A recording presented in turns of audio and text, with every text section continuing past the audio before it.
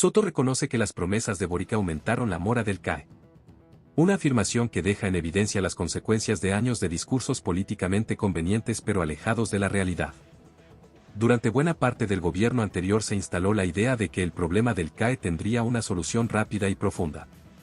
Se anunciaron cambios estructurales, se habló de condonaciones y se alimentó la expectativa de que miles de deudores podrían liberarse de sus obligaciones. Mientras tanto, quienes seguían pagando observaban cómo desde distintos sectores se transmitía el mensaje de que esperar podía ser más conveniente que cumplir. No se necesita ser experto para entender lo que ocurre cuando la autoridad política comienza a sugerir que las reglas podrían cambiar en cualquier momento, la incertidumbre aumenta, los incentivos se distorsionan y muchas personas terminan tomando decisiones basadas en promesas que jamás llegan a concretarse. Hola a todos y bienvenidos a El Punto Ciego. Raúl Soto, presidente del PPD, terminó reconociendo algo que durante mucho tiempo fue descartado por quienes defendían este tipo de anuncios, que las expectativas generadas en torno a la condonación contribuyeron a desincentivar el pago del CAE. Sin embargo, la discusión no termina ahí. Porque ahora que comenzaron los cobros y los embargos, aparecen cuestionamientos sobre los mecanismos utilizados para recuperar esos recursos. La situación abre un debate mucho más amplio sobre responsabilidad política, cumplimiento de obligaciones y las consecuencias que tienen las promesas realizadas desde el poder cuando terminan chocando con la realidad. Veamos lo ocurrido y comentemos a continuación.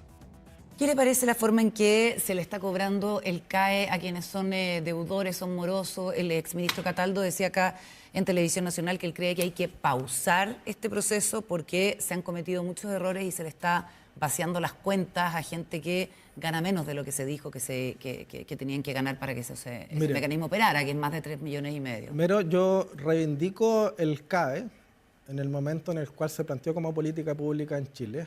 Yo estudié con CAE, ya 50% de CAE. Sin el CAE no hubiese podido estudiar.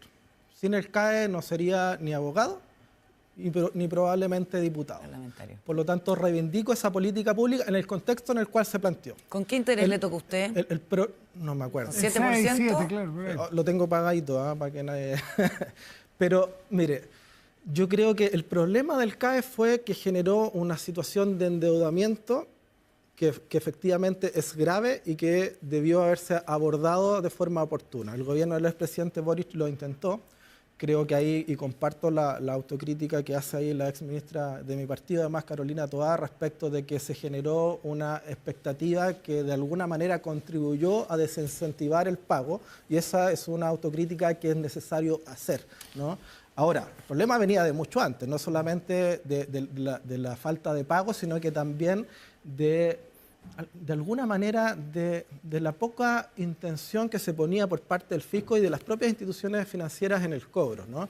¿Por qué? Por las señales también políticas que se venían dando. Y desde esa perspectiva se planteó una propuesta que era el FES, que no tuvo los consensos y los apoyos de la derecha para poder seguir adelante y que probablemente hubiese evitado que estuviésemos hoy día en la situación de embargo. Hay muchos rectores de universidad que estimaban que se podía desfinanciar hacia adelante el sistema. Yo creo, universidades que reciben recursos del Estado. Yo creo, Matías, que como principio quien debe tiene que pagar. En eso estamos de acuerdo, ¿ya?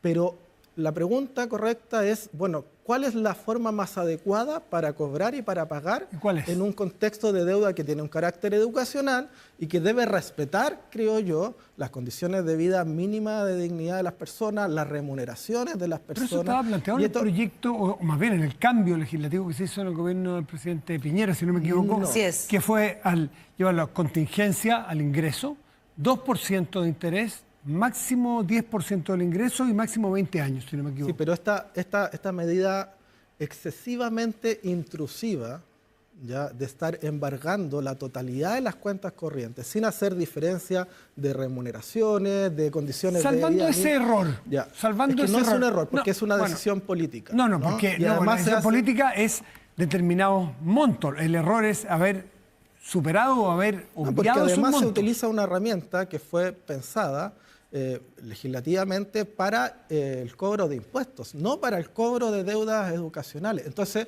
yo creo que aquí hay que avanzar en que se pueda efectivamente cobrar, pero de una forma más humana, más razonable, ¿no? Y que permita establecer medidas que... ¿Usted está de acuerdo? Si es que se aplicara bien, como en un principio se dijo que se iba a hacer, después se hizo con error.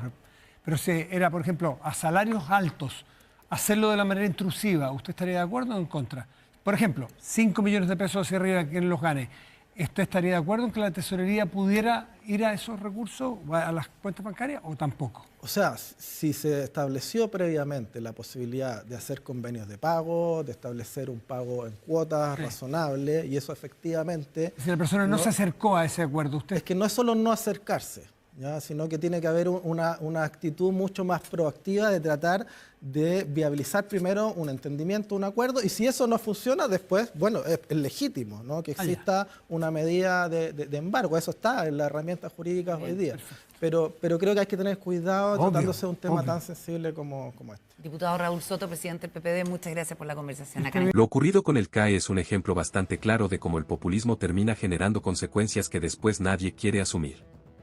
Durante años se repitió una y otra vez que las deudas serían condonadas, que el sistema sería reemplazado y que miles de personas podrían dejar atrás sus obligaciones sin mayores costos.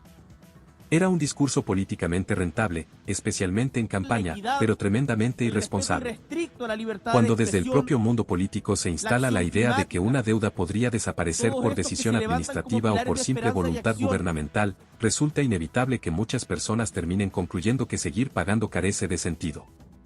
Hoy incluso dirigentes que respaldaron ese relato reconocen que las expectativas generadas contribuyeron a aumentar la mora. El problema es que el daño ya está hecho y la cuenta finalmente llegó. Pero tampoco corresponde fingir que todos los morosos son víctimas inocentes de las promesas políticas. Sin duda hubo personas que creyeron honestamente que la condonación terminaría concretándose. Sin embargo, también existieron miles de casos de personas que simplemente decidieron dejar de pagar porque entendieron que nadie los iba a perseguir, que el Estado no se atrevería a cobrar y que siempre existiría algún dirigente político dispuesto a defenderlos. Ahí aparece una discusión compleja pero necesaria. A nadie le agrada la idea de que el Estado pueda intervenir cuentas bancarias o utilizar mecanismos intrusivos de cobro, porque evidentemente existen riesgos y límites que deben respetarse. Pero al mismo tiempo tampoco resulta razonable que quienes durante años ignoraron sus obligaciones sigan actuando como si nada hubiera ocurrido mientras el resto de los contribuyentes termina absorbiendo el costo.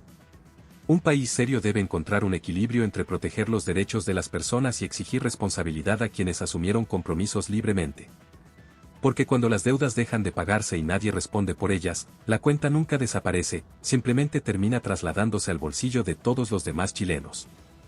¿Y usted, qué opina? ¿Las promesas de condonación del CAE terminaron incentivando que muchas personas dejaran de pagar sus deudas? ¿Cree que quienes durante años ignoraron sus obligaciones deben asumir las consecuencias de sus actos? ¿O considera que el Estado está cruzando una línea peligrosa al intervenir cuentas bancarias para realizar estos cobros? Déjenos su opinión en los comentarios.